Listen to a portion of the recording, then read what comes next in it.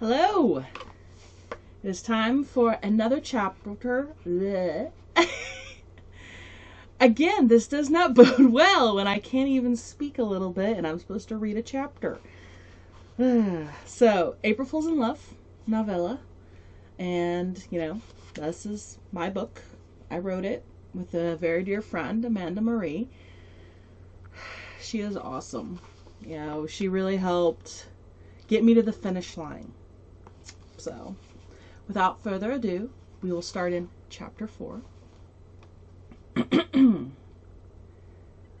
Friday, February 21st, part 2. Esther's stomach nodded. I shouldn't let what's happening at home affect how I treat Zeke. She owed him an apology. He deserved one since he'd done nothing wrong. And boy, did he look good in those jeans. The car halted in front of a restaurant on the outskirts of town. Where are we? I made reservations. Amore Follet is the #1 Italian restaurant across the coast. He parked, hopped out, walked around the Dodge, and opened the passenger side door. She stayed put, her seatbelt still fastened. No one will see us together here. Her whispered words belied her fury. She clenched her fists. His brows furrowed with a hint of sadness in his look. Would you like to go to Hank's? A light drizzle started to fall, but he stood stalwart. Hank's was exactly where she wanted to go. The entire high school ate there on Friday nights, but Zeke's expression melted her resolve. You made reservations? She kept her tone light and curved the corner of her lips. He nodded and lowered his gaze. I'm a doofus. No, you're not. She leaned forward but got caught against the seatbelt. Zeke's lips pressed together tightly. She snorted. He barked out a laugh, leaned across her, and fumbled with the buckle. His presence invaded her personal space, and chills ran down her spine. He clicked the seatbelt free. Her fingers brushed over his, and he emitted a low hiss. I'm sorry for how I've acted lately. The stress at home, deadlines with school, long hours at work, and trying to get dates has me at my wit's end. Thanks for doing this for me. He flipped his hand over and squeezed hers in return. I'm always here for you, Star. Always. The pair lingered, still as statues. Zeke's broke the spell first, stepping back and helping her out of the cab. The rain slowed to a light sprinkle as they walked to the restaurant's entrance. He sent her a crooked smile, still weird holding hands. Not really, she nodded. The scent of rich leather and marinara sauce welcomed them as Zeke held the door open. She walked in and he placed his hand on the small of her back, guiding her to the hostess stand. She shifted from foot to foot. Is this a real date? The small gesture and pricey restaurant blurred the lines between real and fantasy. Esther surveyed the room. High ceilings and Italian artwork created a cathedral-like setting. A staircase curved the south wall, leading to another level of tables. Gold trimmed everything: the ceiling, the handrail, the bar, the tables. The subtle hints of prestige and wealth indicated that dining here would cost a pretty penny. She furrowed her brows at Zeke, but he just grinned and shoved his fists in his pockets, a vision of total ease. The hostess flashed him a flirty smile and nodded before turning around. Esther ground her teeth as she followed the scantily clad woman to another set of doors. Zeke trailed close behind. The hostess held a door open for them and pointed to the left. Esther's breath hitched. Dark tables and chairs scattered across the covered patio that ran the entire length of the back of the restaurant. They were led to the corner table, which, according to the hostess, offered the best view of the only lighthouse in town. The distant, crashing waves and the strings of twinkling lights sent romantic tingles through Esther. A light breeze tousled her hair, making her thankful for the lamp heater at her back. She settled into her chair and inhaled the rich aroma of salt, Italian food, and Zeke. A hand brushed a strand of her hair behind her ear. She opened her eyes to see Zeke staring at her with an expression she had never noticed before. "You look lovely tonight, Star. You shine brighter than—" "Hello, welcome to Amor Filet. My name is Tanya. May I take your drink order?" The waitress couldn't have come at a worse, no, better time. They placed their orders and fell into an awkward silence. Well, awkward for Esther. Zeke never seemed to mind stillness. After bringing their drinks and taking their dinner order, the server left. "I'm glad we're doing this. I think this will help us get over the jitters of trying to fake date in front of everyone." He leaned forward. She twisted her napkin in her lap. "Star, it's just me and you. Like I said earlier, can't we just have fun and not think about the whole dating thing? Can I just have my friend back?" Esther expelled a breath she'd been holding. "Yes, that sounds perfect." She glanced up at the strings of lights and sniffed the air. "It smells wonderful here." "Yes, I'm starving." He inhaled a loud breath. She laughed. "It's more than just the food, doofus." She rolled her eyes. "It's the whole setting. Ocean, food, everything. Whatever cologne you're wearing." Zeke shrugged and leaned back as Tanya set their plates on the table. He bowed his head and prayed, picked up his fork and shoveled food into his mouth as if he hadn't eaten in days. She sighed, then followed his lead. The delicious food calmed her stomach. They spent the rest of the dinner talking like old times. Their old friendship ebbed and flowed between them, reminding her of the time they would ride their bikes to the beach. They surfed, built sand castles, and collected seashells. The beach became their sanctuary over this past year. Dessert followed at Zeke's urging, and before she knew it, their date ended. A tinge of sadness settled over her heart at the thought of leaving this place. The restaurant had renewed their friendship. With this whole sham she'd concocted, their connection had fractured. But right here, right now, she had her Zeke back, and they were best friends again. Maybe fake dating isn't worth it. Tanya returned his credit card. When did the tab come? Esther sat up sharp. "What are you doing?" Zeke scrunched his eyebrows. "Paying for dinner?" He scribbled a generous tip on the receipt.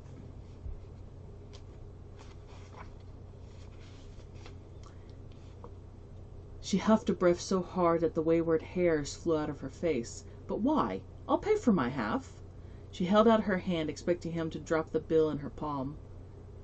"This is supposed to be a date, Star. I'm paying for your meal." His tone told her not to argue, and the firm set of his jaw had goosebumps racing down her arm. He got up in a fluid movement, stepped beside her, and held out his arm. "Let's go for a walk."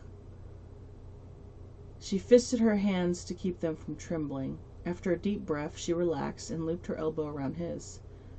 "Why is my heart racing so fast?" She swallowed a lump as some of the cheesecake threatened to make a reappearance. Zeke tugged her to the side, not exiting the way they entered. He opened a small gate that separated the patio from the beach. Though the sun set during dinner, the full moon provided enough light to let her see where he was taking her. The water lapped at her feet, and a shriek escaped her lips. "Don't be afraid. I've got you." He wrapped a strong arm around her waist, drawing her back against his chest. She grabbed his arm across her middle. "I'm not afraid, just surprised." She wasn't talking about the water either. His presence, his strength, his Zeke-ness more than just surprised her. "We can't stay here long. I have a surprise for you." His deep voice rumbled against her. She leaned closer, needing the contact to keep her steady. "Why? It's perfect here." Her voice was breathy and needy. She bit her lip and shook her head, disgusted with herself. "I know, this moment is nothing but perfection, but I have tickets, and the next part of our date is time-sensitive. I'll bring you back here, though." He tightened his embrace for a moment, then stepped away, not letting go of her hand. "It won't be the same. This place will be crawling with tourists in a few weeks." She looked back at the ocean, trying to memorize every detail of this moment. "You'll really want my next surprise, though." His secretive tone lured her off the beach. He held the car door open for her. She got in and searched her purse for her phone. It had pinged 3 times on their walk to the truck. She updated her status, letting everyone know that she was on a date with her boyfriend. She got a few likes and snapped a picture of the restaurant to post as well. She stopped short of posting it. She liked that it was her and Zeke's place and no one else's. Another ping interrupted her thoughts. No way. We have to go to Damien's house. Now. She shoved her seatbelt together. Hurry, we have to go. What? We have tickets, plans. We can't go to Damien's. Zeke's voice rose with each word. We have to. He is having a party and everyone is there. This will be the perfect time to let people see us as a couple. Forget the tickets. We'll go another time. Come on, step on it. I have the directions preset. She plugged in her phone and a distant automated voice told them which way to turn. But I have tickets. And there's no going again. This is a once-in-a-lifetime opportunity. Let's go to a party next Friday. He hadn't put the car in drive. Esther crossed one leg over the other, bobbing her foot restlessly. The whole point of us going on this date tonight is for the school to know that we are going out. How are they going to know we're seeing each other if they don't see us seeing each other? We're going to the party, Zeke. She crossed her arms and glared. Hurt, sadness, anger, resignation. All flittered across his face. He put the truck in drive and followed the directions preset on her map app, white-knuckling the wheel the entire way. None of it meant anything. She doesn't even care. She just wants to impress him. Pulling up to the large house, he sneered at Star, who had her nose pressed against the side window. Esther leapt from the automobile before it came to a complete stop. Come on, hurry up. Zeke ran to catch up to her. Star, hold up. He reached the door just as she opened it. Her small arm hooked around his elbow and pulled him inside. He started to plant his heels to stop her. No, that'll just embarrass her. Esther led him around like a prize pony at a show, talking him up to the crowd. Esther, can we talk? He leaned down so that she could hear him over the loud music. Sure, let's go in here. She tugged him through a door where couples were sitting on the floor in a circle. Look who decided to join us, Schmelhigh's newest couple. Lucy patted an empty spot next to her. Esther plopped into the carpet, dragging Zeke with her. He frowned at the bottle in the middle of the group. No way. He glanced at Star, but she was busy telling Lucinda about their date. After the romantic dinner, we walked on the beach. She hugged his arm. He's been planning this for a long time, she smiled. So, spin the bottle? Lucy eyed Esther. Oh, it's a little different. This is couple spin the bottle. A neutral party spins the bottle, and whoever it lands on has to kiss their boyfriend or girlfriend. Each time they kiss, they have to kiss longer. The record so far is 15 minutes. She grinned at the wrestling captain next to her. Spin it. The bottle avoided Zeke and Star for 10 whole turns. He finally thought of a good excuse to leave when it pointed right at him. He turned to Star. Our turn? Surely she'll give up the charade now. Esther had more pink to her cheeks than normal, but she nodded. Yep, our turn, at last. She leaned in and gave him a peck on the lips. The split-second kiss struck him with lightning. Star just kissed me. Wow. His heart pounded. Oh, brother, my grandparents kissed better than that. Don't tell me this is your first kiss or something, Lucy scoffed. Esther lifted her head. For your information, we prefer not to kiss in front of people. We like to keep our romance private. She glared at the girl. Yeah, sure, why don't you both go to it then? She laughed, along with a few others. Want proof? We'll do 7 minutes in heaven. Esther stood. Wait, did she say what I think she did? Zeke shook his head. What? He stared at the room as everyone's attention fixated on them. 7 minutes in heaven, huh? Mr. Trackstar himself stepped over. Well, the closet is right here. Damien flashed a smile at Esther. Right. Come on, Zeke. She yanked on his arm to get him to stand up. Star wants to do 7 minutes in heaven? With me?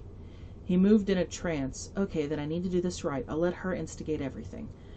Fellow students hooped and hollered. Go for it, Zeke. No, this is wrong. Should it be like this? There's nothing romantic or natural, but it's Star. Me and Star. His heart cartwheeled. For real. Esther opened the closet door and marched inside with Zeke. They knelt opposite each other. Damien grinned. Have fun, you two. He eyed Esther as he ran a hand through his spiky blonde hair. Zeke glared toward Damien as the door started to close. Well, she's not in here with you. She's in here with me. He turned his gaze toward the angel before him. The last of the light, still on her face, vanished as the door shut and darkness filled the room. Star and me together. If this is a dream, I don't want to wake up. And, yep, that is it. That is chapter 4. So, look in the details below, and it will have the link for the full ongoing posts, and you'll be able to have the whole playlist and be able to listen to it from the very beginning. But thank you for watching, and I hope you enjoyed, and comment. Let me know what you think. You know, how bad did I do some of the voices? I know I messed up a couple times there. I'm trying to do pretty good, but I'm doing this in one cut, no retakes, and so it's not going to be perfect. But I hope you enjoyed. Bye.